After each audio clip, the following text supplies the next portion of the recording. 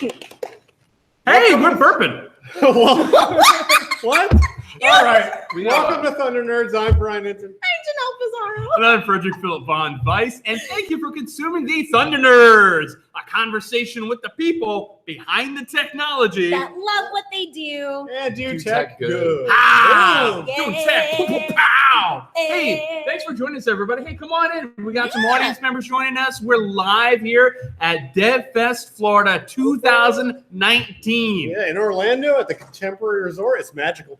It's magical. It's Disney. And we are here with a magical human being. We're here with Sam Edwards. Woo, woo. Hello again. Yeah, Can thank I you. tell you how magical this place is? Let's hear it. They had a stack of 20 of these like badges, right? Uh-huh. Were they all your name?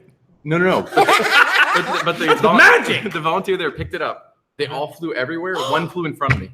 Oh my And it gosh, was- and it was yours? It was mine. Stop. Yeah. They all flew on the table, but one flew off the table, and it was mine.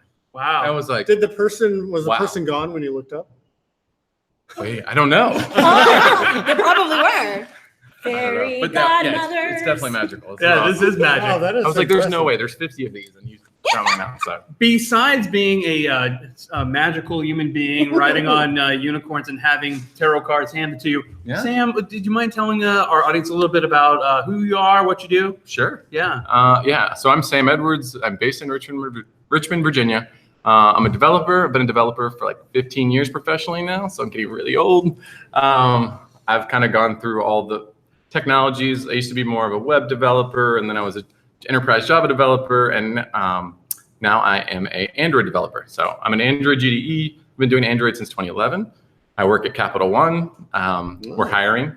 Talk to me on Twitter, Handstand Sam, and let's segue Handstand Sam into I've done handstands all over the place, so that's why I have that. All over handle. the world. Yeah, actually, Yeah. eight countries. Not as Yeah. many worldly things, Why but didn't we start the show that way? I mean, With that's the how we started the handstand. last show, we'll right? pan. I haven't practiced one at all today, so I'll probably fall over 4 times, but Me it's too. live, right? Yeah. So at the end, we'll try it. Sounds But good. I was required to do one today anyway. So this You're was, required.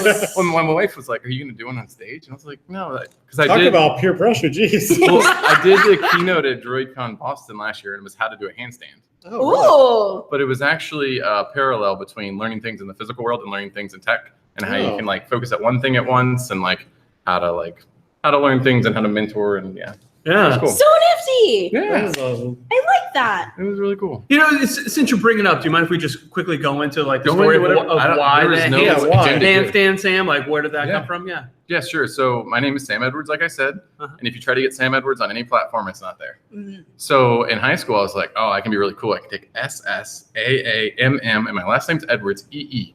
So I used this thing, and people were like, oh, it's Sesame. And so now every time I call in and I'm like, oh, what's your email address? I'm like, SS, AA. It was really bad. So I needed another handle online. And I'd been doing like probably 100 handstand photos. And I was like, well, what's handstand Sam has a ring to it. So let's Yeah. do that. And all about, right? Yeah. I stand out there like the Thunder Nerds. That's so cool. Wait, do it one more time so that we could like have audio for Welcome later. to the Thunder Nerds. Oh, Nice. yeah. I love it. Done. Sound clip. Do tech good. Yeah. Yeah, so I did that, and I actually had my own company I still have my own company, but for 4 years I did consulting. And the name of that company is Handstand Technologies. So I really bought into the whole thing, and Love it. people remember it. So Yeah. I love that. it's personal branding based on something I did. Yeah. Yay. Clothing line, maybe some accessories. I did create some stickers. Yeah, there you go. That's Nice. close to That's clothing. like you can put it on clothing. Yeah. Is it of like a handstand? Yeah, it's like a one-handed handstand. It was my company logo. Where are they? But the one-handed handstand, like there's a camera No, I takes want the one thing. sticker. Oh, this is I can give you Capital One stickers. They're great company. Okay. But yeah, I made mine when I was doing my company full time. Your handstand Sam stickers. Oh, they weren't Handstand Sam. They said Handstand Technologies, but they had Oh. a silhouette of me Okay. doing a handstand. Was as it part actually of the logo. you? We can look up the logo. I don't Kind know. of if we can- like the Well, what Michael was the Jordan sticker kind of thing. you? Like, was it like based on you? Like, did you? Oh no, it absolutely is. I don't know if we can show Oh, our that's viewers cool. at all, but if you go to We will. handstandtech.com, it's there. So Okay, we'll handstandtech.com, and you'll check it out. Yeah. We'll put it in the show notes. Sweet. Yeah. Do you got a website that goes along with that or anything? Yeah, and it's super outdated, but that's the logo there. Oh, sweet. So at the top, there's a little like That is orange dope. silhouette of me in Photoshop where I used a gradient because that was cool at the time. Yeah. And then It kind of looks like a Nike swoosh, but like a human being. oh my gosh, I'm like Nike. That's so cool. Well, it's amazing. It's a human Nikki. Air Sam. What other kind of personal projects you got going on? Oh, I have 2 huge personal projects. One that I started 2 years and 8 months ago, and one that I started 5 months ago, and they're called children. Okay. Aww. So honestly, that's the biggest personal project. I love Other than it. that, like the things that I do are, I do a lot of talks and blog posts and stuff like that. So when you talk about most of my day to day, it's the kids and working. But How old are the kids? 5 months. So the one of them is actually here with my wife today, Oh, and then wow. the 2.5-year-old doesn't know we're at Disney, so he's staying with his aunt and uncle. Oh, And- doesn't know? No, but he came last time, so it's kind I of better fair. hope he doesn't know YouTube. He'll be like, I don't know. wait, why is Daddy at Disney Contemporary? Or something? I'm gonna bring him and Mickey back. It'll be fine. So Okay. now they'll have even, right? But yeah, side projects. I mean, mostly it's like trying to share all this content that I'm learning as I'm doing work for our team at Capital Sure. One, and then just sharing that out. Like my whole process is whenever I learn something new, like people on my team will call me out for it, but like I'm like, oh, that's a blog post. And I like have a little like text note or just like write out what I can do. So I think I have like 6 or 7 of them in the queue right now. Nice. That's Yeah. amazing. It's good because and that's part of my talk I did called How to Do a Handstand, the keynote, which is just really pretty much as soon as you learn something, when you get that aha moment, that's the best time to teach somebody else because you were in their shoes and now you've learned it. So like, how do you say, oh, this is that one thing that brought me over, right? And so Yeah. you can explain it where if you talk to somebody who's like a super expert that has been doing it for years, there's some things that I cannot explain to a new person. They're like, what's going on? But if I explain it right when I learned it, then it helps. Yeah, Just do the thing. Just do it. That's what I Right. like after many years. And then there's like, oh, there's these 6 years of things that you did to make sure that you can Yeah, understand yeah. that. Yeah. Yeah, that Yeah, makes how do you sense. explain 6 years? Yeah, you can't. Mm. Well, I mean, you could. I don't know. 365 It's times. inconceivable. That should be part of your intro line. Inconceivable. Inconceivable. So Sam, Yes. can you tell us about what your talk is going to be about today? Absolutely. You're talking today? I hear think He is so. right now. Well, I'm talking at 6, so we've got like 6 4.5 o'clock, hours yeah. until we You can got some time. end our talk. Squishing myself. So today I'm talking about do-it-yourself dependency injection with Kotlin.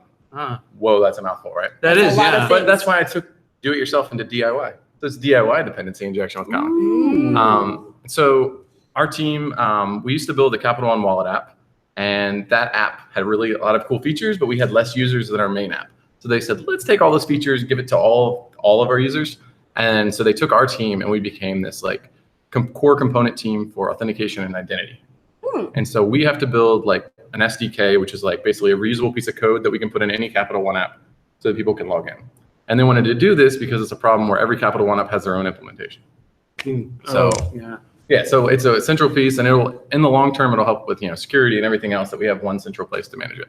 So anyway, that's when we had this project. There were some requirements, and I'll kind of go through that in my talk. But we're not allowed to use a lot of other libraries because when you build software and you bring in a library, when you're an SDK, you bring them along for the party, right? So if I'm an SDK, but I'm like, hey, you guys are coming with me, we all go into the app where you want it to be as lean as possible because when you're pulling in that SDK, you don't want to be like, what is all this stuff coming here? I don't know what this is, right? Yeah, exactly. So the do-it-yourself method was kind of just something that we could use that was lightweight. So we just kind of ended up doing it ourselves. And the concepts that I learned out of it were like, the dependency injection is not this crazy hard thing that you, like whenever we hear about it now, there's this tool called Dagger in Java and in Kotlin that you can use for it. But like, there's so many features in there that are so feature rich, which is great if you need that. But the majority of use cases, you don't. And so it's kind of showing it in a very simple way where it's approachable, and hopefully you can make that connection to say, oh, this is what dependency injection is.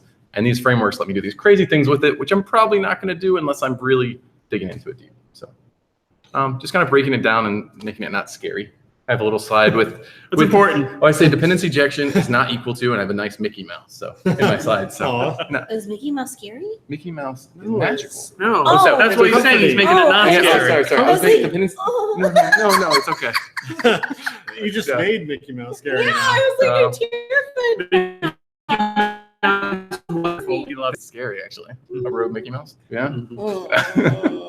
And dependency injection itself sounds Chucky Mouse. does sound frightening. Oh, It's it's absolutely. like, is that the shots that come after the flu shot? So I do have one in one of the slides where I'm like saying how you have all your dependencies in your code, but if you inject them, it's more modular. And I actually have a little syringe. And I'm like, that's the only time you get With a little blood dripping down. See, Yeah, I feel that's like right. you're It's a- terrifying me on purpose. Well, no, it's the emoji. Stick-a-thon. It's, what is, I think it's called Emojipedia, See, emojipedia.com or org or something. But like I've been using that heavily in all my slides. I'll just take the emoji and paste it in my slides. Nice. So why did you feel the need to speak about this?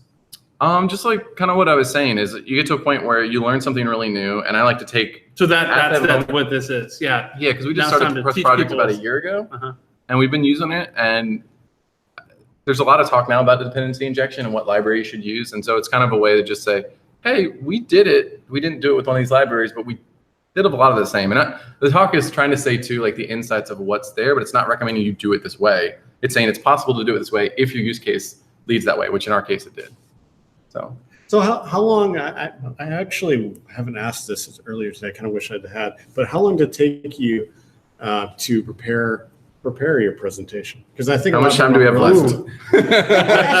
Starting in 20 okay. minutes. Well, I think a going lot of people don't realize the effort it takes Oh my gosh, to yeah. prepare for this, and I like a little bit of like what's Oh, sure. Mental and Yeah. research. So yeah, mental and research. So it goes back, obviously, like implementing the whole thing with our team and figuring it out. But with the little children, it's hard to find time. So this past Saturday, I locked myself in a room and I just did it all day long. So starting like, super early in the morning, all the way till it's time to go to bed. Yeah. On Sunday, I had to watch the children. So while the older one watched TV, the little one was on me. So I was like doing all my slides. And so that was all day, and that went late at night. And then Monday went like I did work, and then I did super late at night. And then Tuesday late at night. And then Wednesday, I showed it to my team, and they were like, "Cool, you did all this. Why don't you change all these things?" Oh, You did so it actual wrong. work. Yeah. Oh, yeah, Sounds so, like like- work. Wait, And they so wanted to the- flip you over, almost like on a handstand. Whoa, mind blown.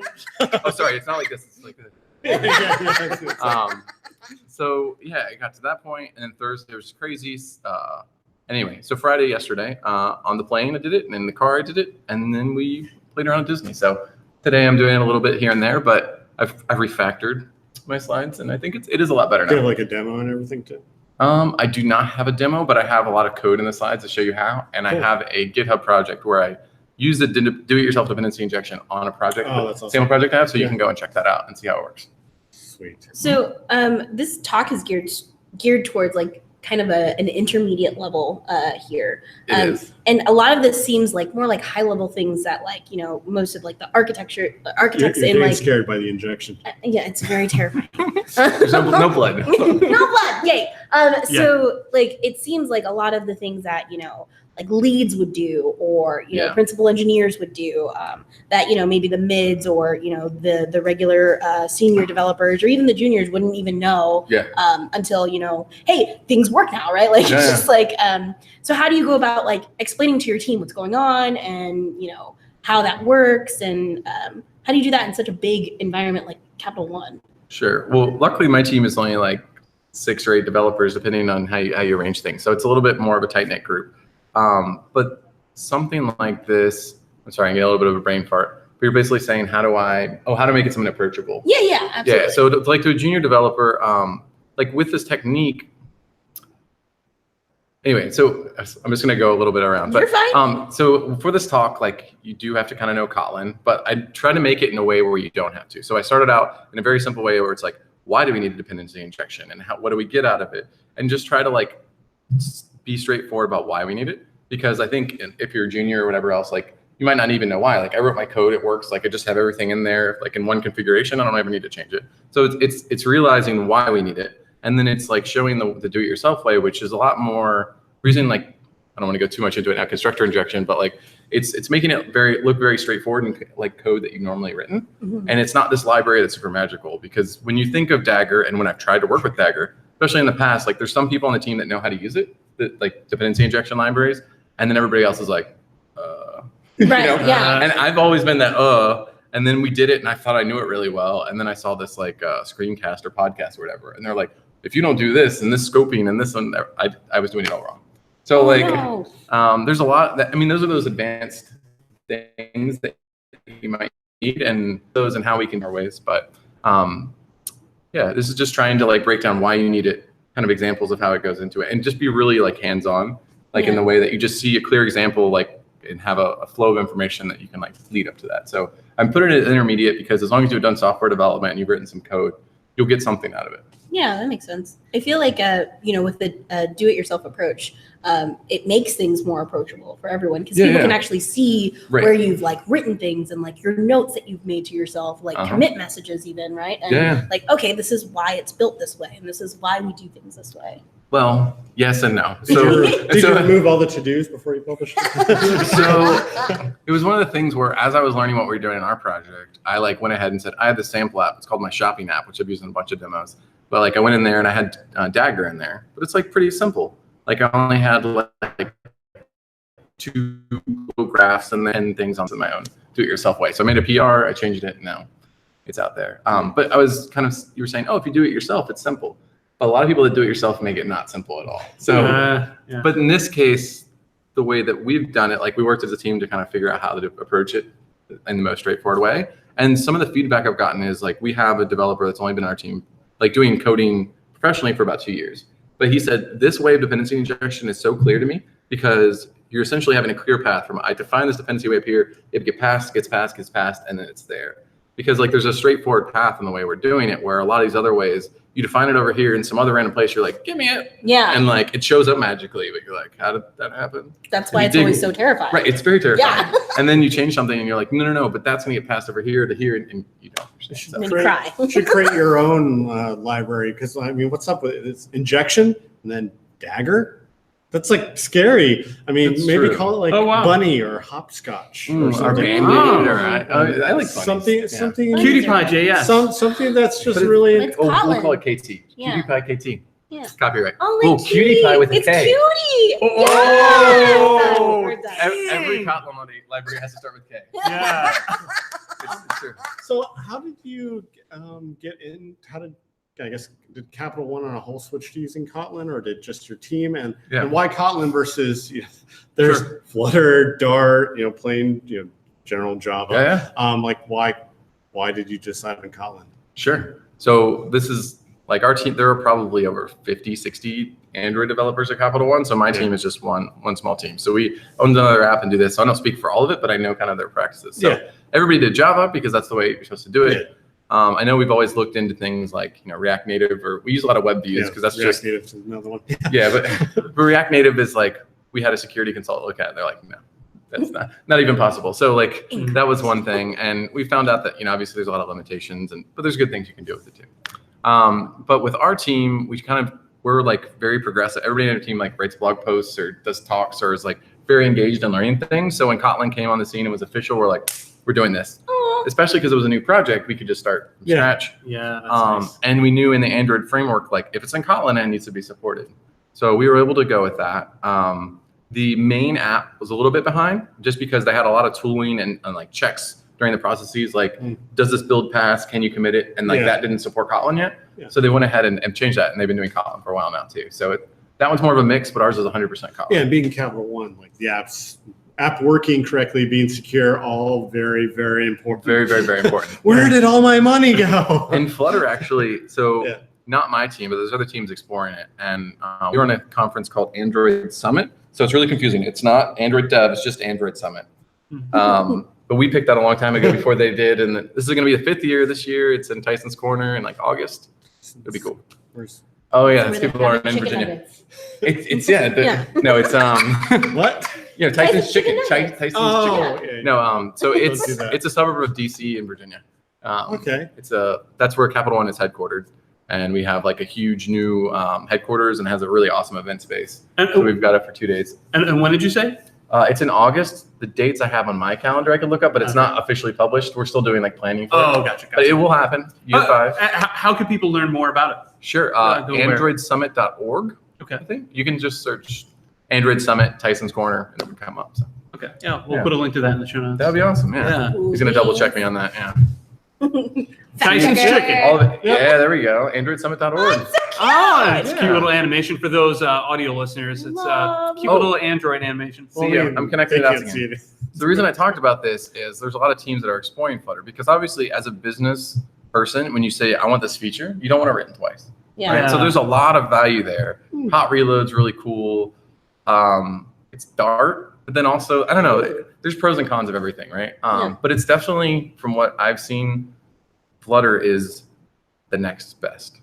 But it also depends on your team. If you only have enough resources to write it once, then it's the best. Isn't Flutter JavaScript, I think, or JavaScript-y? It's using Dart, another sticky Oh, thing. it's using. Yeah. Okay. See, everything's like Dart. Everything Yeah. is terrible. Google, Injection. why are you so violent?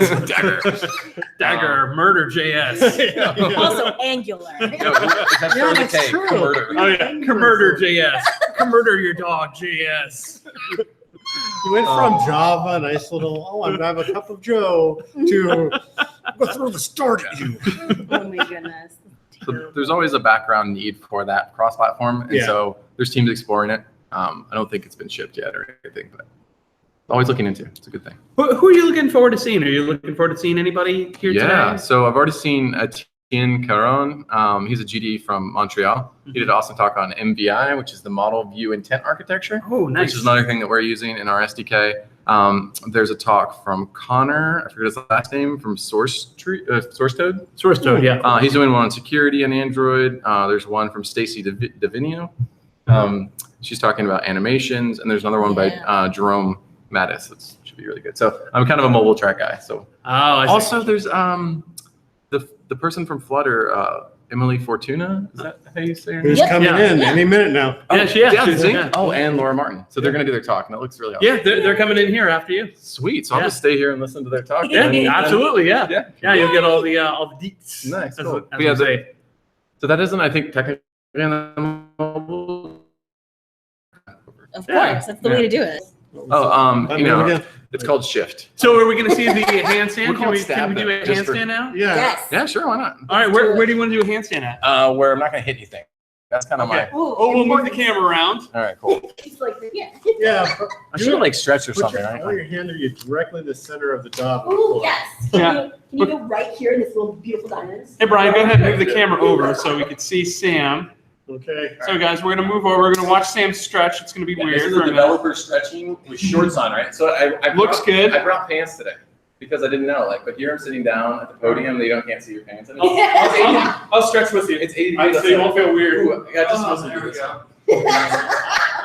This is one. This is what I do so before this Wing Chun.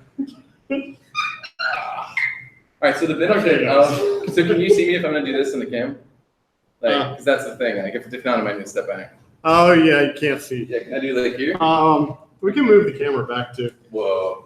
Okay, we're moving the camera back, everybody. Okay, that looks good. All right, Well, I cool. wanna make Wait, sure wait, you wait, wait. See him. No, you got to go back a little bit. Broadcasting. You got to go back a little bit, Sam. All right, I can do. No. I don't want him getting too close to the table. Oh, this is plenty of room. Plenty of room. All right, so the good thing about handstands is when you take photos of them, it's never on video, right? So nobody ever sees you actually doing it. So Yeah. you have to do it for a split second. So Here we go. there we go. Nice. Hey. Whoa! Hey! Yeah! Handstand Sam! Yeah! That was awesome. Yeah. Sorry, your mic's over there, but you know. Oh, yeah. yeah. Wait, how do we can't even Feels sign good. up anymore, right? All right, now it's your turn. All right. Yeah. And dead. All died from So, like, I don't know. Can we end it there, I guess. we should like bye, right? Yeah. Like, bye. All right, everybody. Toodles. See you soon. See ya.